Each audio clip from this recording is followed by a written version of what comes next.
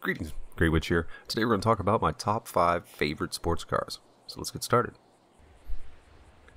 Now number 5 would be the Ubermacht Sentinel Classic.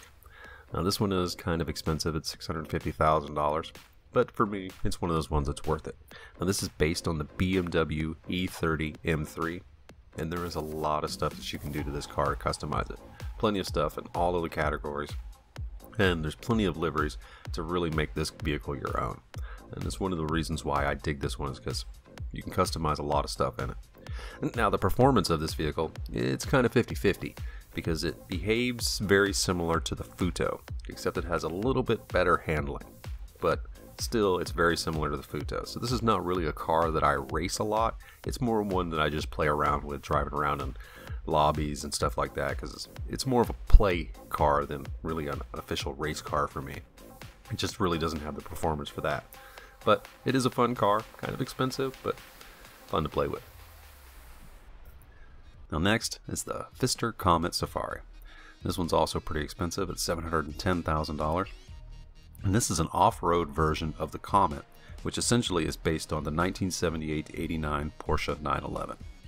And out of all of the Porsche Comet variations there are in the game, this is actually my favorite one. There's lots of stuff that you can do to customize it.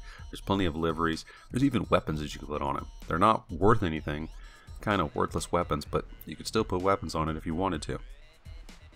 Now, one of the main reasons why I like this vehicle is it's a good off-road type sports vehicle. So any of the races that I have that are sports, that go off-road into some dirt roads or stuff like that, this is going to be the car for that. It just handles great in those types of situations. It can roll over because of how high it is, but it's a really good vehicle, and I dig it.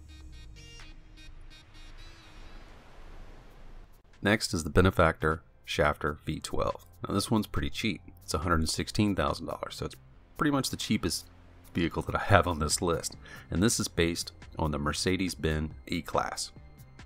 Really sweet car, holds 4 people. It's great for a crew vehicle because this is a fast car. Has great acceleration, great top end. It actually makes a very decent race car. I know a few people who use this as a race car in lots of races and have some really good times with it. I even have one friend who has a world record time with this vehicle in a stunt race. So it's a pretty cool vehicle all around if you can learn how to drive it. It is a little bit temperamental, kind of can slide around a little bit like that, but once you get the hang of it, it's pretty decent. There's not really too much that you can do to it cosmetically, but it does look pretty good all around. It's kind of more of a upgraded fancy car than really anything else, but it is pretty cool and I dig it a lot. I think you will too. Next is the Declasse Drift Tampa, and this one's very expensive, $995,000 just to start out with. Even though there's not really a lot you can do cosmetically with it, it's still going to cost you over $1 million to fully upgrade this vehicle. And there are a couple of liveries that are available for it, but I wish they had a couple other ones. And this one is based on the 1964 to 73 Ford Mustang and the 1970 to 71 Dodge Dart, heavily modified. And this is basically the vehicle that Ken Block uses.